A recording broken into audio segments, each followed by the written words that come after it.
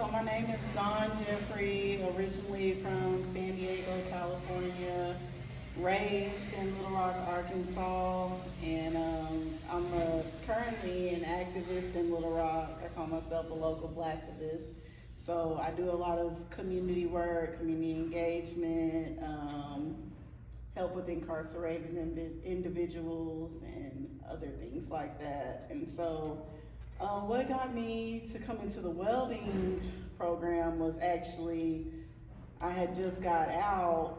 I had to do 18 months on federal charges, and so I just got out and I realized like all the things I used to do, I couldn't really do anymore, or it's actually harder to find a job. Now I can always do activism, but you know, they say that's poor man's work, you know. It's high level of work, low level of appreciation and pay.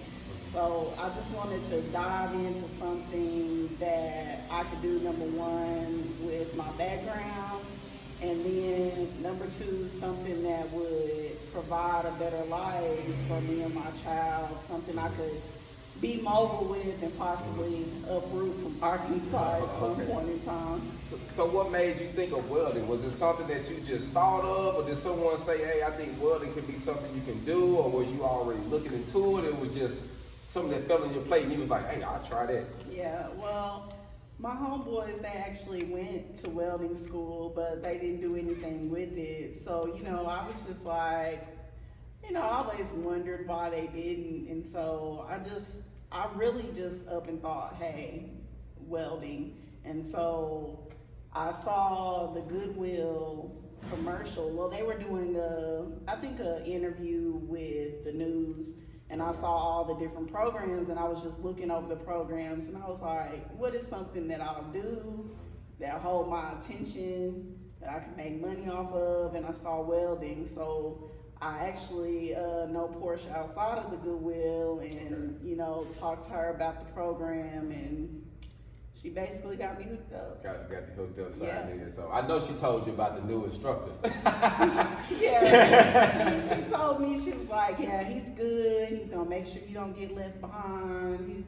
He got you. That's what she said. He said he got you. Yeah, for sure. Well, that's good to say. So I know you've only been in it right now. You're knocking on 3 weeks. So how did you feel about it up to this point? Do you feel like this could be something that you could do?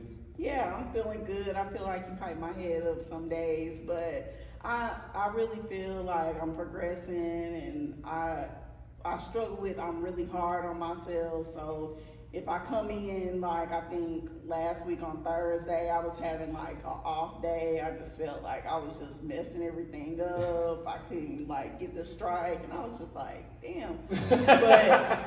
But I feel like this is definitely something that I can do and I can be good at, and it has. I mean, I honestly feel like you're going to be good at it. And when you say, oh, you hyping my head, I really ain't. The only thing I try to do is I try to give a person encouragement that I know they deserve. If I see that you went from A to Z, you might not think you did anything. I'm like, hey, you done went a long ways, and especially for someone that's new.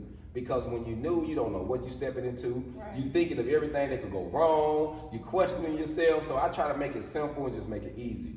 So teaching you I'm telling you like how my grandfather taught me how to drive. So you know how I hold your hand with the rod and I kind of so how did you feel about that? Be doing it like that? Do you think that helped you like gravitate to it a little quicker? Yeah, hands-on. I'm always a hands-on learner. So definitely when you guided my hand and helped me, because I had trouble pushing down the rod. So when you came back over and kind of guided my hand down, made sure I kept going down with the rod, because the rod is disappearing at all times. Yes. So just made sure I was going down.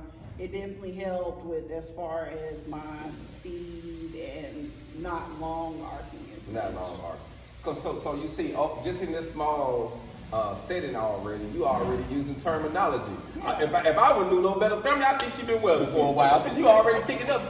So you know, so it's always good to see somebody that wanted after you touched it. So now that you touched it, you know you can get. And honestly, I feel like there is no limitation. Like you can go anywhere you want to go. Because welding has took me as far south as South Carolina, as far west as Washington State. on somebody else dying, and they was paying for me the whole way. Yeah. So I know that there's most definitely a bright future. But I also wanted to encourage other women, other young women Yeah. who want to get into the trade, who think that everything got to be sitting at a desk. You can actually do this and still be a woman. You can still be you and still be a woman and still gain something that's gonna give you more money for your time. Because we all got to work. So if you're gonna work, at least make the most for your money. And then the cool thing about welding, you can start doing your own thing after you do. So like you doing the activist, you can come up with a welding product that you can sell, that they can be compensatable for your time. Because a lot of people were like, hey man, I want to support what you do, and you say, hey, you can buy one of my items. And if they know it's made, hands made, people be more prone to say, hey, let me get that. Because because also it's like memorabilia. To a lot of people, like, oh man, I bought that from so and so when she was making this here. So all of that counts. So I just want to say, stay at what you're doing. You're gonna be alright, and we're gonna get our haul on.